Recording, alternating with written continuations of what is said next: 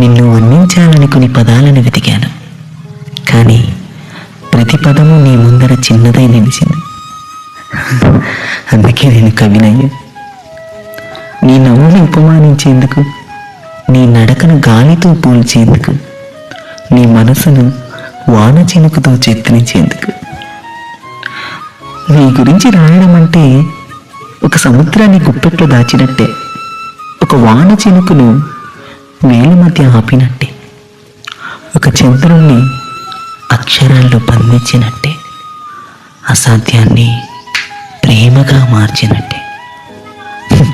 నువ్వే కారణం నా కళానికి, నా గీతానికి గుండె చెప్పుడు నువ్వే, నా కవిత్వానికి మొదటి చివరి అర్థం నువ్వే.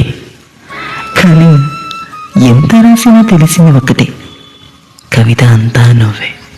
నేను కేవలం నీ పేరును మోసే అక్షరమే.